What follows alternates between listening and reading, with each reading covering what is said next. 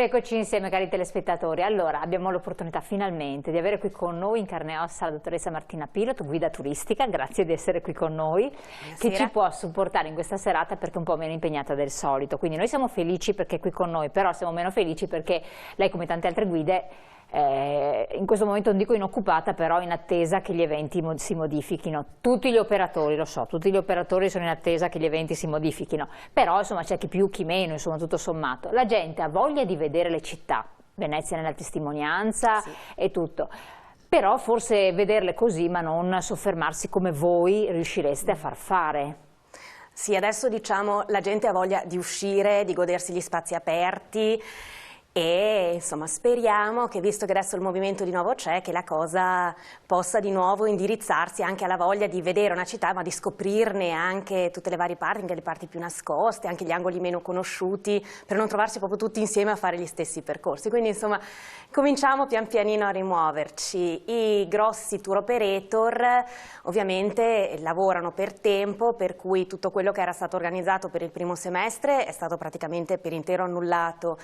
E vediamo, insomma, settembre-ottobre per ora non hanno annullato, però non ci sono neanche state nuove prenotazioni, diciamo che sono tutti un po' fermi alle finestre. Ecco. Intanto cerchiamo di lavorare con i singoli, ecco, quando... Ecco, esatto, ma una persona se volesse vedere certe città con un occhio un po' diverso, da chi come guida turistica autorizzata, che ha fatto tutto un percorso anche di studi importante, quindi non è che da noi da nessuna parte si improvvisa guida, assolutamente, però qui in modo particolare la legislazione è stringente, può prenotare una guida turistica?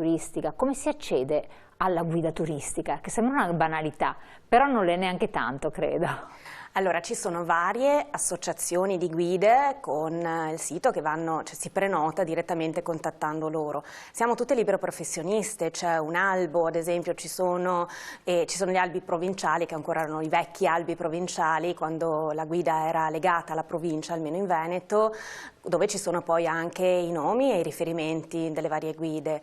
Adesso si sta organizzando anche per creare dei gruppi a raccolta, e quindi magari le proposte sono tante, stiamo cercando adesso di strutturarle un pochino meglio, perché è vero che magari molto spesso il singolo era magari una persona che era venuta in visita in una città, aveva conosciuto la guida, si era fatta dare il biglietto da visita, era diciamo più questo il percorso, e quindi poi da lì poi con i vari siti personali, ma diciamo che il mercato dei singoli, delle persone che si muovono autonomamente si muoveva in questa direzione. Personalmente io lavoravo molto con i tour operator e le agenzie. Adesso insomma ci stiamo muovendo anche sotto, perché è tutto molto nuovo, perché si è aperto da poco, per appunto muoverci in questa direzione. Comunque ogni guida di solito insomma online siamo rintracciabili con i nostri riferimenti. Allora anche questa volta andremo a scoprire una parte del nostro Veneto, così capirete quanto è importante avere una persona che ti spiega, che ti accompagna, che ti fa vedere anche particolari inconsueti delle varie realtà. Dove ci porta questa settimana? Allora, noi oggi andremo a Vicenza e parleremo di un personaggio, poi mi soffermerò su un monumento particolare. Abbiamo alcune slide perché con questo oggi adesso ci muoviamo, abbiamo già una prima immagine che possiamo adesso mandare in onda, eccola qua. Che cos'è? E dove si trova? Questa è c'è scritto, c'è il titolo della slide, per cui insomma non posso muovermi con la sorpresa. Questa è la statua di Andrea Palladio. Allora, chi era questo personaggio? Era un padovano, diciamolo da subito, non è vicentino ed era nato nel 1508. E il suo nome è Andrea Di Piero della Gondola. Mi è già stato risposto più volte: Di Piero chi? Perché Piero della Gondola era il padre, non era gondoliere, era un mugnaio, e sin da piccolo però Andrea comincia un percorso anche di apprendistato differente, si occuperà non di farina come il padre ma sempre di polveri, perché si occuperà di pietre, di marmi, inizierà con un percorso di formazione di scalpellino tagliapietra. Ci troviamo appunto adesso a Vicenza perché? Perché è la città che in cui lui si trasferirà in giovane età per continuare poi con il suo percorso, ed è una città che è molto legata ad Andrea. All'inizio lo chiamerò Andrea Palladio, inizierò a nominarlo Palladio un po' dopo. Abbiamo la seconda immagine, la prossima slide, che ci mostra, eccola qua, scusate, è una foto che ho fatto io con la nuvola sopra, ma mi sembrava bellissima, era proprio appena... Sembra quasi finta. Infatti, no, è vera, è vera. Ci troviamo davanti al santuario del Monte Berico, santuario molto conosciuto, un santuario mariano, e di fronte c'è un terrazzo panoramico chiamato il Piazzale della Vittoria, da cui si ha questa visuale. E la visuale del centro storico, e lì già vediamo quello che sarà il mio, diciamo, il monumento su cui oggi mi soffermerò di più per il centro di Vicenza, ossia c'è una grande macchia verde, è un tetto a carena di nave rovesciata. Ecco, quello sarà il nostro obiettivo di oggi. Questa immagine, al tempo di Andrea Palladio, siamo nel 500, non era possibile perché? Perché il meraviglioso piazzale da cui stiamo guardando la città è una costruzione del primo dopoguerra in memoria, ecco, dei caduti durante il grande conflitto. E quindi si decise di decapitare, di togliere la cima del colle e di aprire la visuale verso il centro. Addirittura? Sì, c'era una parte, la cima del colle che copriva, tagliata. è stata in parte tagliata, sì. C'è un lavoro incredibile, dei costi altissimi, però era lavoro per la manodopera dopo che, dopo la prima guerra mondiale, la grave crisi economica, insomma, è stato un lavoro quindi una cosa importante. recentissima, tra l'altro. Sì. E quindi questo ha creato questo taglio della cima e questa prospettiva. Questo bellissimo piazzale panoramico che permette non solo a chi magari va al santuario di vedere la città, ma anche dalla città di vedere il santuario, perché il legame tra Vicenza e la Madonna di Monteberico era ed è molto molto stretto. E quindi ci sono alcuni scorci da Vicenza da cui, alzando lo sguardo, si vede il santuario della Madonna di Monteberico. Adesso nella prossima immagine torniamo giù verso la città. E si può andare a piedi tranquillamente, perché si scende dal Monteberico, si scende dal Monteberico, è un percorso porticato molto bello di 700 metri, spaventa all'inizio ma si può fare, ricordandoci che se si scende poi bisogna anche risalire, che insomma può essere un po' impegnativo, però diciamo che a prima vista sembra più difficile di quello che è. Comunque sì, il percorso è fattibile. Adesso siamo in piano, siamo tornati a Vicenza, ho mostrato questa foto per far vedere che Vicenza è una città d'acqua, magari nel centro non si nota tanto. Questo è il Retrone, l'altro fiume è il Bacchiglione, il Retrone convoglia poi all'interno del Bacchiglione e era l'acqua per l'approvvigionamento idrico, per mettere in funzione i mulini, visto che insomma abbiamo parlato del padre di Andrea Palladio Mugnaio. C'erano i mulini? Sì, c'erano i mulini dall'altra parte, non erano sul Retrone. E poi il Retrone convoglia nel Bacchiglione ed erano le vie d'acqua per proseguire poi verso la laguna di Venezia, perché erano vie d'acqua che permettevano di raggiungere molti delle altre città, perché comunque erano le vie di trasferimento principali. Un'altra foto, la prossima, un'altra immagine ci mostra un altro scorcio, l'acqua è importante, però sullo sfondo l'ho fatta vedere perché sullo sfondo si vede la basilica. Ecco, di nuovo questo grande tetto a carena di nave rovesciata che appunto si vede sempre, basta cercarla. Beh, ma è bellissimo questo scorcio, da dove è fatta questa Allora, foto? questo è fatto, siamo sempre sopra al Retrone ed è fatto sul ponte che porta voi verso Campo Marzio. Se decidete di scendere dal santuario di Monteberico per raggiungere il centro, fate quella strada. Si passa e quindi lì si può fare una bellissima foto, che tra l'altro. E adesso nella prossima immagine arriviamo al nostro obiettivo, eccola qua, la Basilica Palladiana. Io vi parlavo di Andrea Palladio che impara il mestiere di scalpellino e che poi si trasferisce a Vicenza e continua a farlo.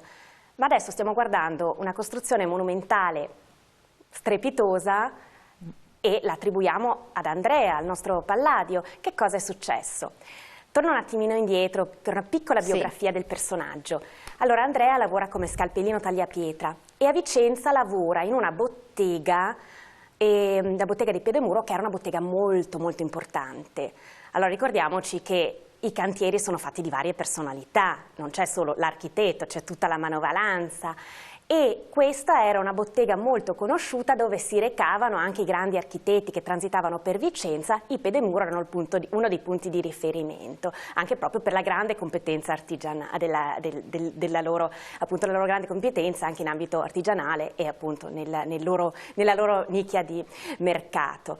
E Andrea è lì e questo avrebbe continuato a fare per la vita perché aveva già 30 anni. Quando conosce, non era giovanissimo proprio. 30 anni oggi è un giovincello. Sì, ma al tempo. Ecco. Al tempo un trentenne era, considerando le prospettive di vita, un uomo che metà della vita alle spalle già ce l'aveva. E Andrea ha 30 anni e c'è un personaggio che gli cambia la vita. Allora, io lo chiamo il talent scout, è un termine moderno. Il termine più consono sarebbe il mecenate, però più incisivo il talent scout, quello che lo scopre. Ed è Gian Giorgio Trissino, appartenente alla nobiltà vicentina, ricca, acculturata e intraprendente. E dove succede? Dove avviene questo incontro tra Andrea, scusatemi, perché non è ancora Palladio, e Gian Giorgio Trissino? Avviene nelle vicinanze di Vicenza, nella Villa Cricoli, nella Villa Trissino a Cricoli, e era una villa che Gian Giorgio Trissino possedeva nelle vicinanze della città ed era di forme gotiche. E Gian Giorgio Trissino era uno di quei personaggi insofferenti verso questo stile gotico veneziano. Se siete già stati a Vicenza, vedete degli esempi di architettura gotico-veneziana molto bella. Sono i lavori che Venezia inizia a fare dopo che conquista Vicenza nel 400. Ce ne sono di esempi strepitosi. Un gotico, uno stile che proprio a Gian Giorgio non andava giù, e allora decide di iniziare a modernizzare la sua villa vicino alla città, anche quella raggiungibile a piedi, si va dappertutto a piedi, Vicenza è piccolina, magari ecco, la Villa Cricoli è un po' più lontana, ma si può fare, e lì lavora Andrea. E si conoscono, immaginiamo che si parlano, Gian Giorgio Trissino scopre che questo ragazzo, quest'uomo è capace, che ascolta, che comunica, che sa parlare con le altri manovali, gli operai, ma anche con la nobiltà. Ma non era un architetto? No.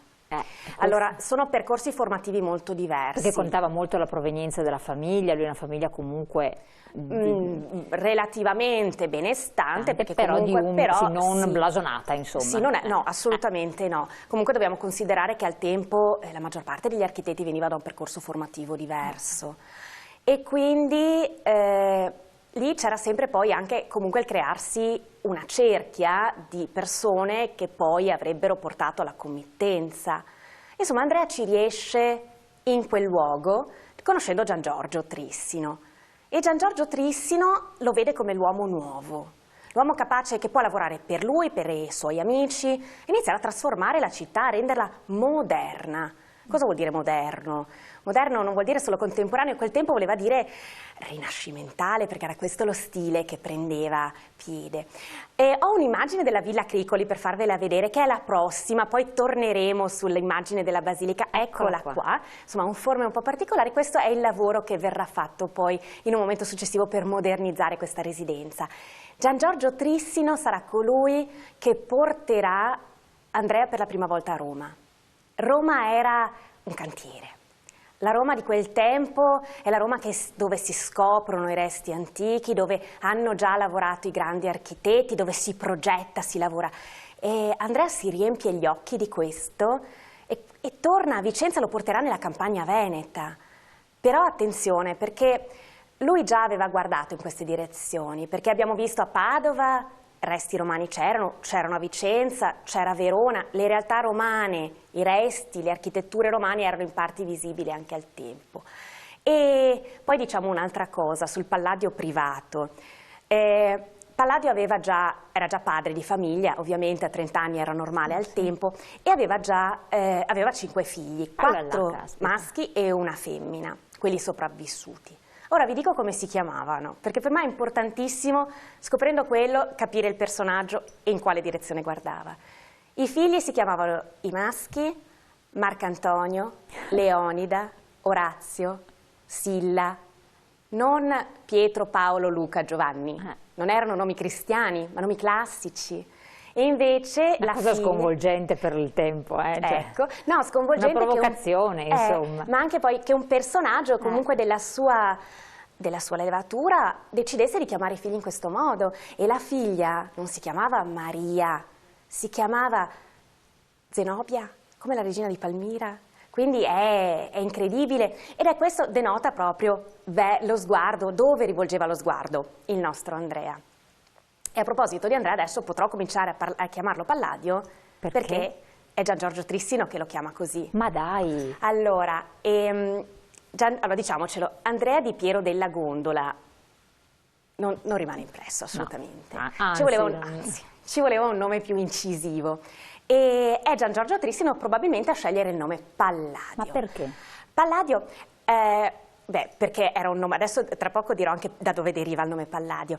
E Palladio è anche un nome più facile da ricordarsi, da pronunciare, se consideriamo che Palladio è l'architetto più imitato della storia dell'architettura occidentale.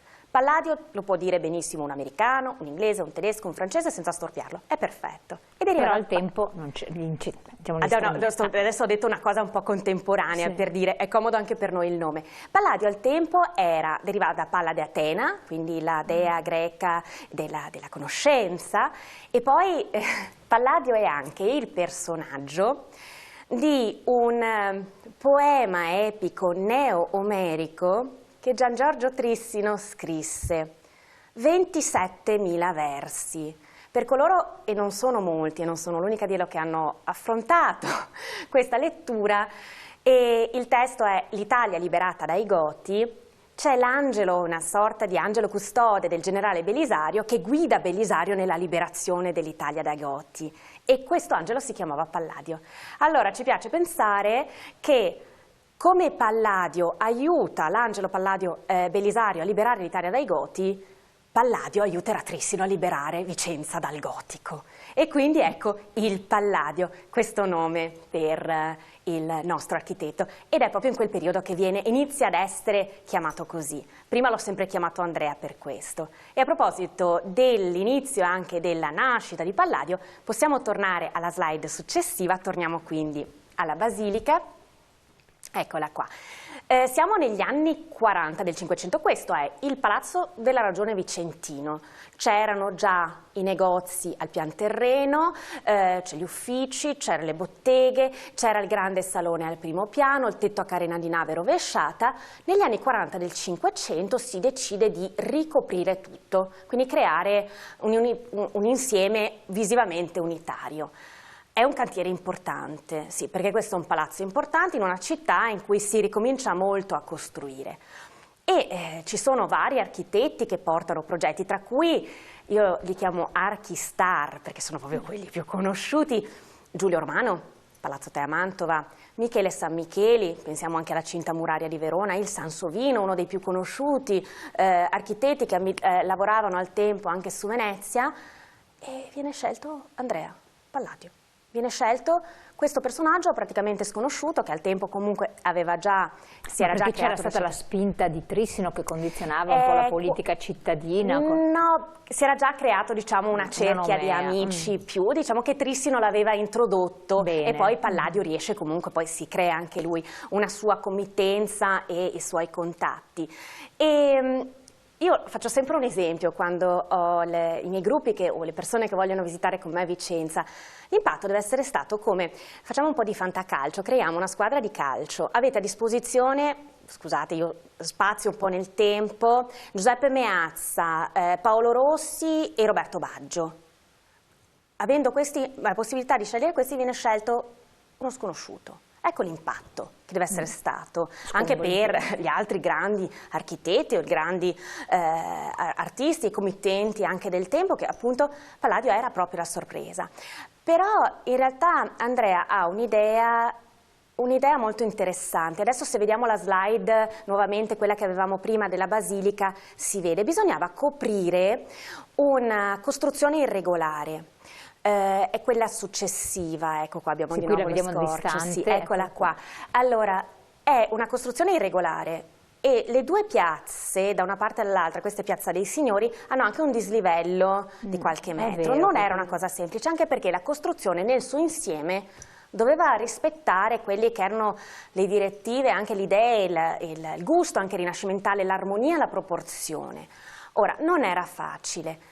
Andrea ha una soluzione. Allora, voi vedete, ci sono tantissimi archi.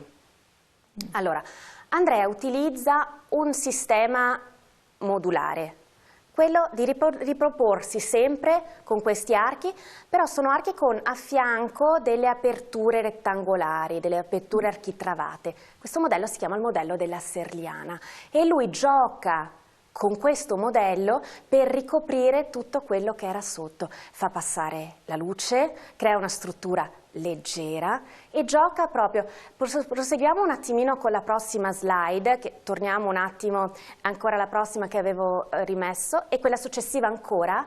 Si nota, eccola qua la sterliana, guardate, l'arco è sempre uguale. Alle aperture laterali, e qua si nota bene perché quella d'angolo, sono più strette, più larghe, più strette, più larghe. Lui gioca in questa maniera per ricoprire tutto ciò che è all'interno.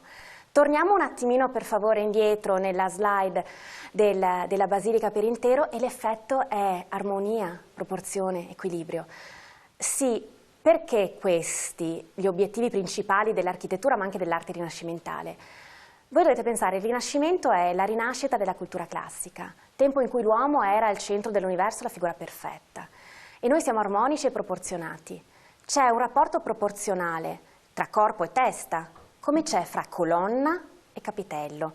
E è sempre una ricerca di equilibrio. Noi non possiamo avere un corpo enorme e una testa troppo piccola, come il capitello non può essere enorme e la colonna troppo piccola.